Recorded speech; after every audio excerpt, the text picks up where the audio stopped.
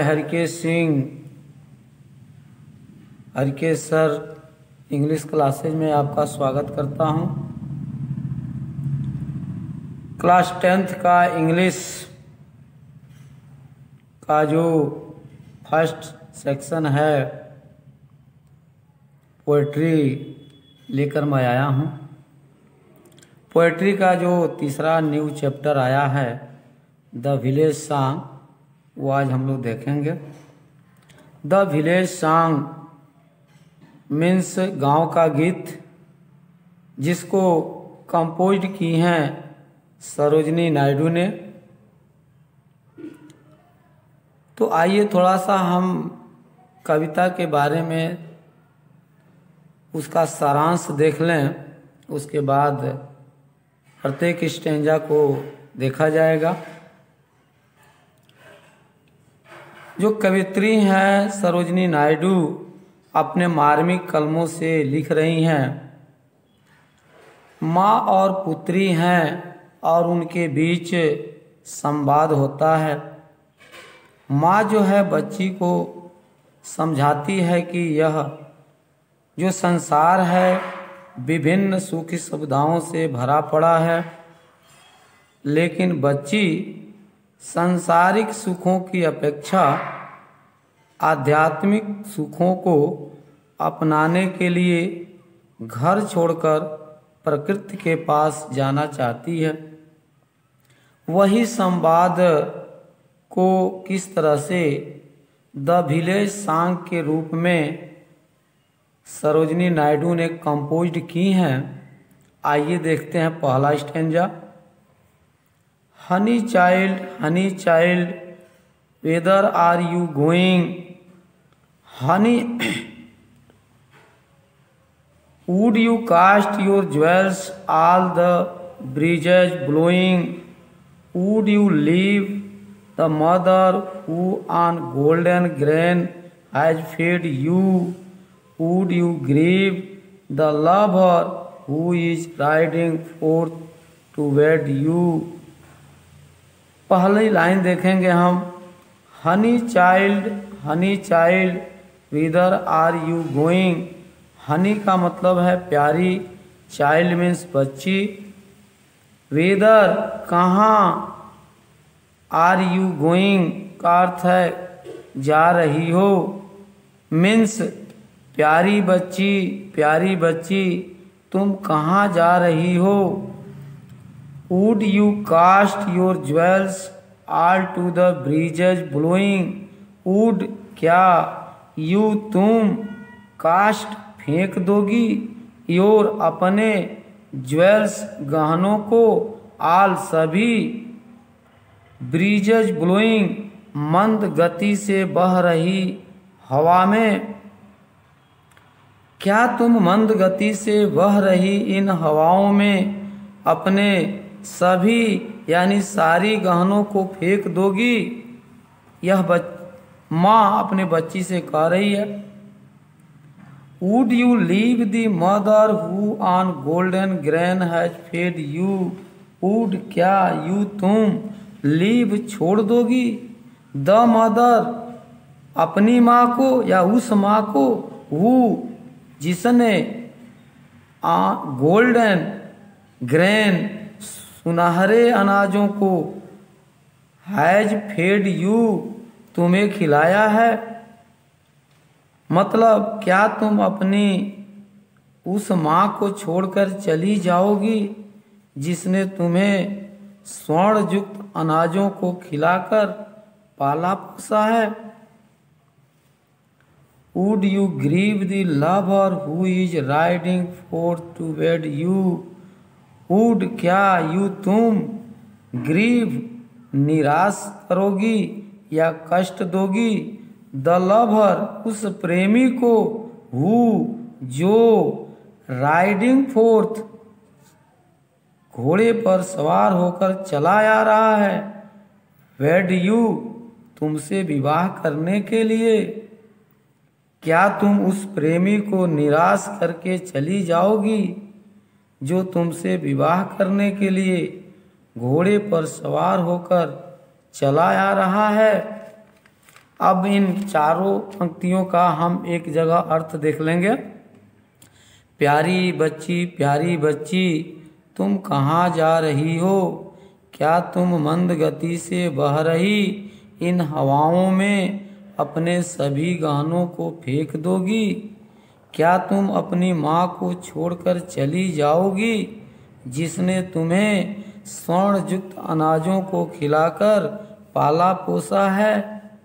क्या तुम उस प्रेमी को निराश करके चली जाओगी जो तुमसे विवाह के लिए या तुमसे गठबंधन करने के लिए घोड़े पर सवार होकर चला आ रहा है? इन पंक्तियों में माँ अपनी बच्ची को सांसारिक तत्वों की ओर आकर्षित कराना चाहती है और उसे बता रही है कि सांसारिक सुख सुविधाएं क्या होती हैं। चलिए इसके बाद दूसरा स्टैंजा देखें।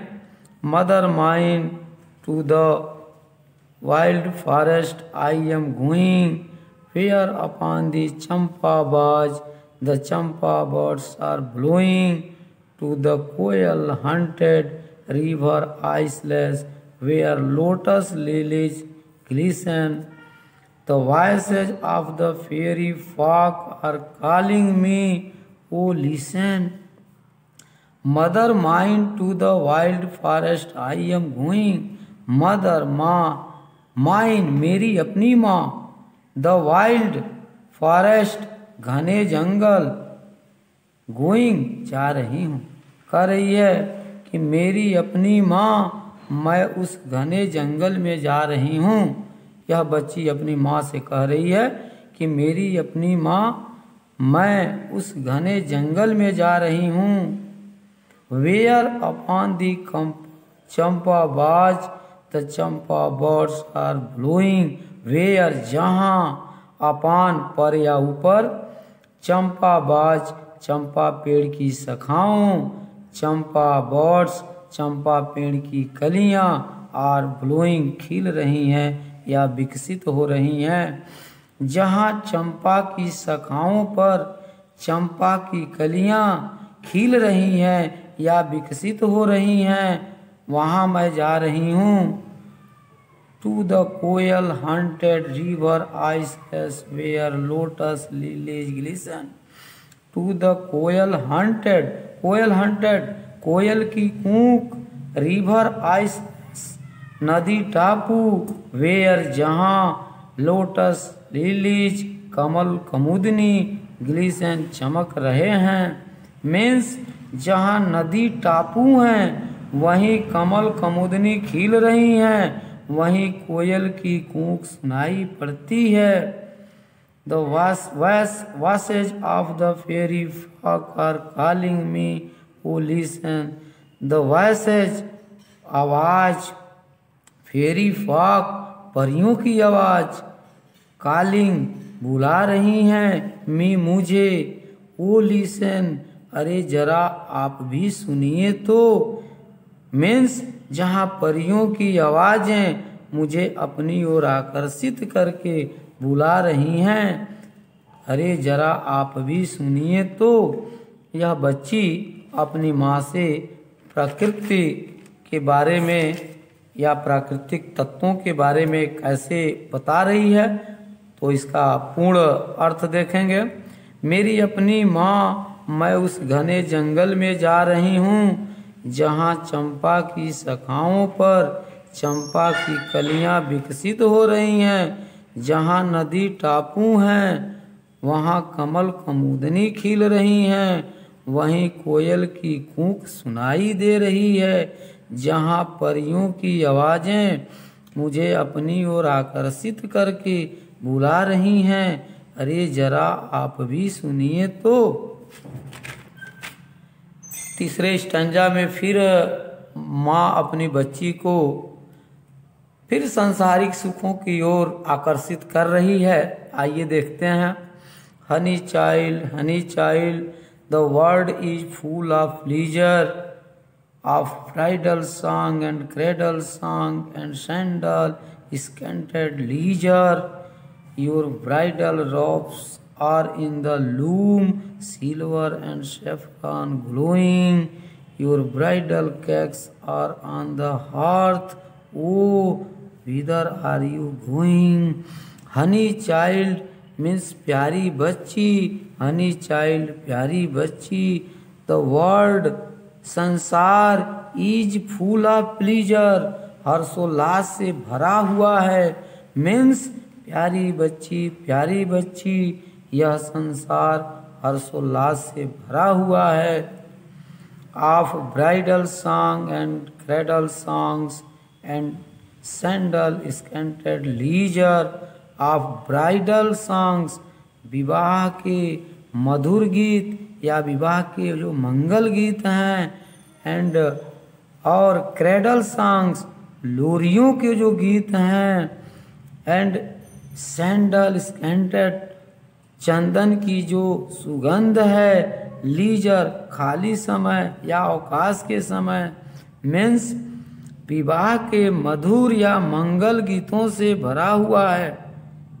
यह माँ अपनी बच्ची को कह रही है कि जो सांसारिक सुख है इसमें विवाह के मधुर गीतों से भरा हुआ है और लोरियों से भरा हुआ है, और खाली समय के दिनों में चंदन की सुगंध जैसी मधुरता से भरा हुआ है.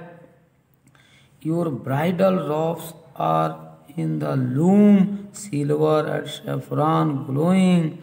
योर ब्राइडल रॉब्स, योर तुम्हारे ब्राइडल रॉब्स विवाह के वस्त्र, लूम कपड़ा बुनने वाला चरखा, सिल्वर चांदी के जैसा सफ़ेद, सैफरान केसरिया रंग की ग्लोइंग चमक आ रही है.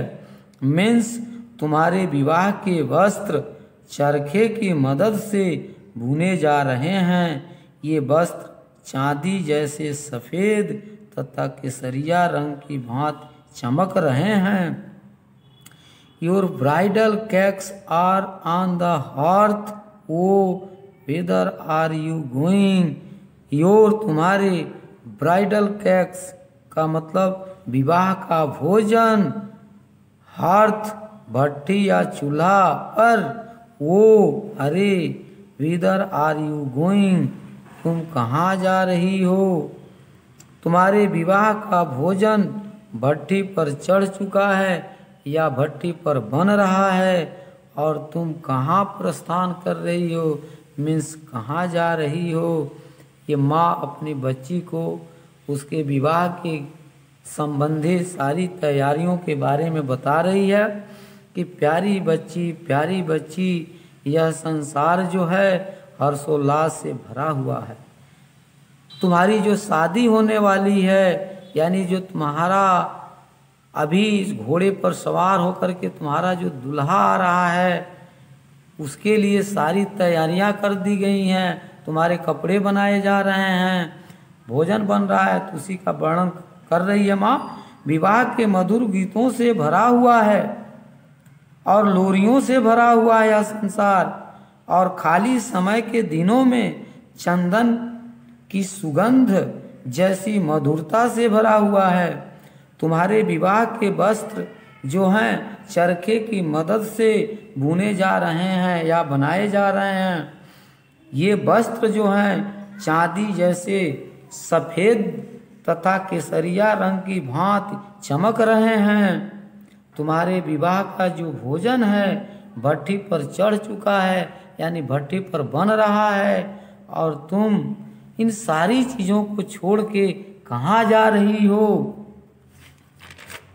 फिर अगले स्टेंजा में बच्ची अपनी माँ को पुनः उसका कैसे उत्तर देती है, प्रत्युत्तर, इसको अब देखेंगे.